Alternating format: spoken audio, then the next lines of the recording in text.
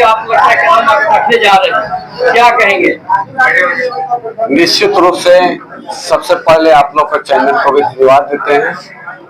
आज पूरी हटिया विधानसभा की पूरी जनता जाग चुकी है और एक विकल्प की तलाश में है कि इस बार है कि हटिया विधानसभा की पूरी जनता बदलाव चाहती है। जो आज तक नहीं हुआ है वो इस बार हटिया विधानसभा में होगा, ये सुनिश्चित है। आप लोगों ने भी देखा कि 3 बार विधायक बनने के बाद आज 2012 से लेकर आज 2024 हो गया, 12-13 साल माने रखता है, लेकिन अभी भी पूरी हटिया विधानसभा की पूरी जनता त्रस्त हो गई, मजबूर हो गई, जिसके कारण से आज लोग मजबूर होके जो मान ली मजबूर होने के बाद एक विकल्प चाह रही है। और एक व्यक्ति को आप लोग देखा जो कांग्रेस, जो अपने आप में सोचे जेएमएम कांग्रेस आरजेडी की सरकार होने के बाद कि सोचे कि जिसका 4 मंत्री रहेगा वो व्यक्ति क्या है कि पूरा हटिया विधानसभा में ना काम कर पा रहा है।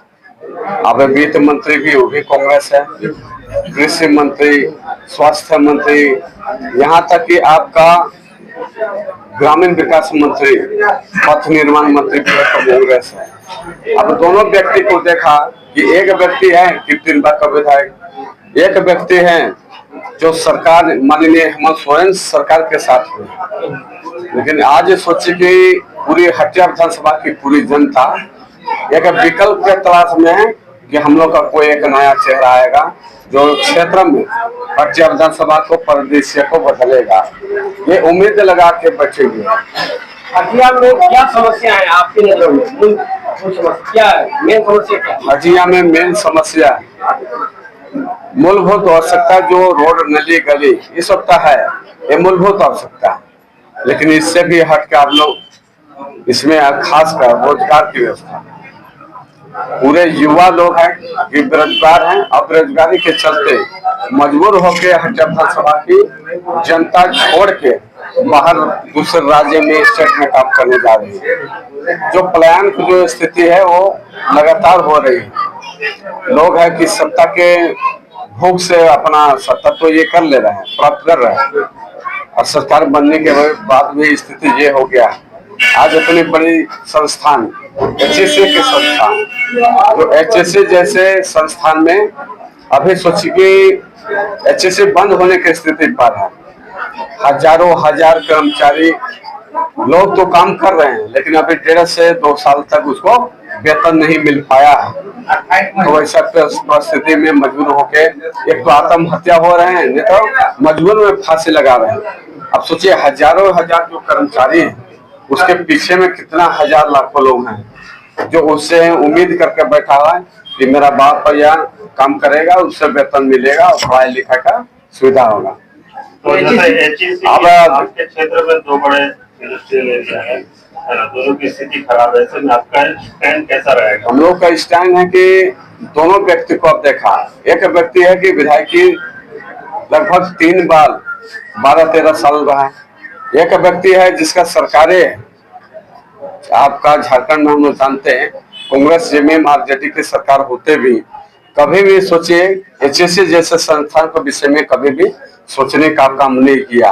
अगर ये चाहते तो अगर मान लीजिए कि झारखंड इस एचएसए का सोचे, हम लोग का आन शान बान एक नाक भी है, लेकिन अभी तक वो चीज नहीं हो पाया। तो पहले प्राथमिकता मेरा रहेगा कि एचएसए का जो बंद होने का जो कगार है उसको प्रयास करेंगे कि पहला अगर हम लोग विधायक बनते हैं तो उसको प्रयास करेंगे कि इसको लाने का, चालू करवाने का जो निरंतर, लेकिन जो अभी मान लीजिए स्थिति जैसा बनी हुई कि 1.5-2 साल से पेमेंट नहीं मिल पा रहा है, तो उसको समांतर में लाने के लिए या अप टू डेट करने के सोचते हैं एक ठोस कदम हम लोग उठाने का काम करेंगे। आज विस्थापित का भी एरिया आप देखें, विस्थापित का भी बहुत बड़ा समस्या यहाँ पर है। सोचिए अभी तक उन लोग को आवास भी ठीक से नहीं मिल पाया, और मुझे लगता है कि आने वाला दिन के लिए जितने दोनों लोगों का जो बात किया भाजपा कांग्रेस, ये दोनों ने सिर्फ आश्वासन का भी काम किया, आश्वासन देने का काम किया। एक व्यक्ति अभी झारखंड राज्य में भी माननीय हेमंत सोरेन जी का भी जो बात आया जिसे मैया योजना, अगर सरकार जिसे बनती तो ये मैया योजना तो 2019 के बाद भी चलना था, लेकिन आज चुनावी एजेंडा के क्यों हो रहा है? चुनावी मौसम में 2-3 महीना पहले ये मैया योजना तो पहले ही लाया जा सकता था, लेकिन ऐसा तो हुआ नहीं। तो बहुत से वादे ये सब हो रहे हैं। पिछले बार भी आप चुनाव लड़े थे, कहाँ कमी रह रही थी? उन कमियों में कहाँ पे आप ज्यादा कमी? निश्चित रूप से पहले 2019 में चुनाव लड़े थे, आजसू पार्टी के इलेक्शन में लड़े थे, लेकिन लगभग 10,000 लोगों ने भी विश्वास, आस्था, अपना मत देने का भी प्रयास किया। लेकिन उस दिन से पहली बात को, उस समय से पहली बार आजसू पार्टी में आए, अब बहुत ही कम समय हमको मिला, क्योंकि जोनिंग का जो तारीख था 12 दिसंबर 2018 और चुनाव भी होता है तो 12 दिसंबर 2019, तो बहुत कम समय में नया चेहरा को देखने के लिए पूरा हट्टा विधानसभा का क्षेत्र को जानने में समय लग गया। अब बहुत चीजें यहाँ पर जिसको बहुत समीकरण जो है उसको समझ नहीं पाए, लेकिन आज लगातार 2018 से लेकर आज तक 2024 में 5-6 साल में भरत काशी हमने हर क्षेत्र में भी निस्वार्थ भाव से काम करने का भी प्रयास किया। आज यहाँ पर है, चाहे शादी हो, मरखी हो या किसी प्रकार से भी जब भी दिक्कत हुआ होगा तो सभी लोगों को मदद करने का भी काम किया। भरत काशी किसी जाति और समाज के नेता नहीं, हम लोगों ने भी आज अगर मान लीजिए मुहर्रम जैसे मुहर्रम, बकरीद या किसी भी समाज में, चाहे वो आदिवासी समाज में आपका सरनाम, आपका दुर्गा पूजा, काली पूजा, छठ पूजा, कोई से पूजा हुआ है तो भरत काशी किसी को मदद करने से पहले उसका जात देख के भरत काशी मदद नहीं किया, उसका समाज देख के भरत काशी उसको देख के मदद नहीं किया।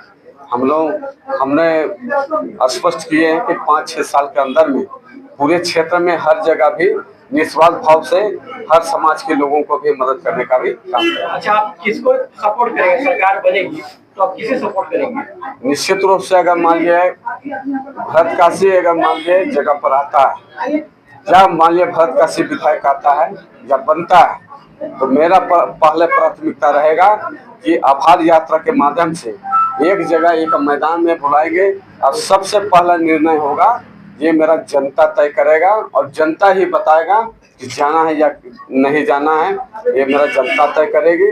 अगर बोलेगी जनता कि आपको किसी पार्टी से नहीं मिलना है, ना भाजपा से आपको मिलना है, ना कांग्रेस से मिलना है, तो भरत काशी जीवन भर निर्दलीय भरत काशी विधायक लड़ेगा और विधायकी में ही जीवन भर हम लोग रखने का काम करेंगे। तो ये सवाल तो उसमें पूछेंगे कि जब आप जीत जाएंगे उसके बाद फिर बार्गेनिंग होगी, बड़ी पार्टी बार्गेनिंग करेगी, भाई आप आ जाओ, संख्या बल की यहाँ पे 81 सीट है और किसी को बहुत ज्यादा आने नहीं जा रहा है, तो ऐसे में निर्दलीय ही उसका सहारा है सरकार बनाने में। 12-13 निर्दलीय सीट की जीत के आ रहे हैं चुनाव, ठीक है, तो वैसे स्थिति में बार्गेनिंग होगी और उसमें देखते हैं आपका क्या जवाब। आगे तो आप बोल रहे हैं वो सबसे स्थिति बन रही है आपका, दोनों आप देखिए इससे पहले भी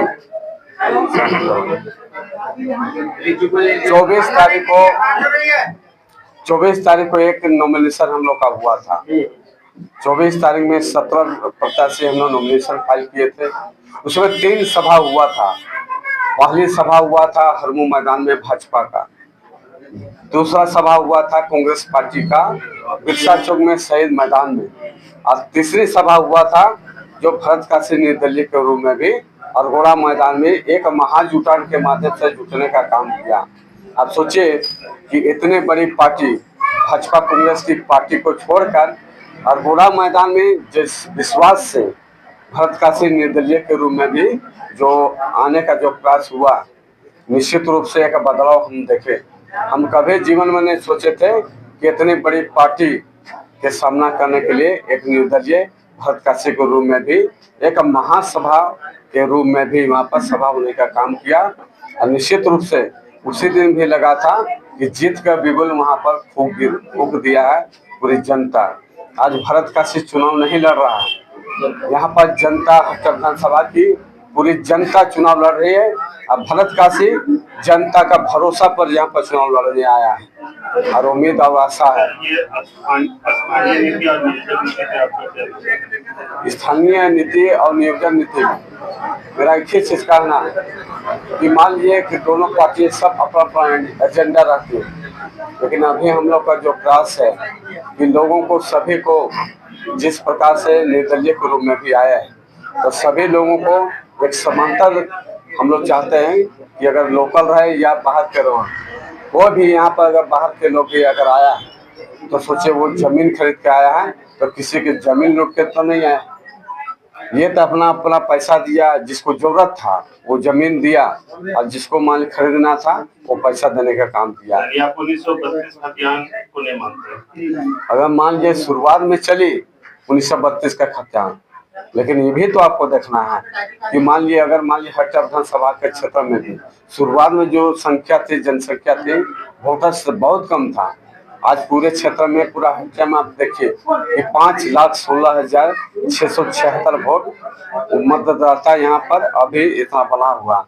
तो सभी लोगों को हम लोग समानता देने का काम करेंगे और निश्चित रूप से इस बार हट्टा विधानसभा की पूरी जनता आश्वस्त है कि हर हाल में त्रिकोणीय में आज तक नहीं हुआ है। वो हम इस बार भाजपा कांग्रेस पार्टी से भी अलग होके एक विकल्प में भी चाह रही है।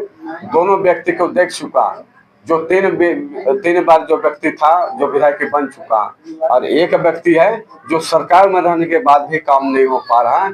जनता त्रस्त हो गई है और जनता मजबूर होके एक विकल्प के रूप में भी चाहती है कि फरकासी मेरा भाई अपना बेटा है।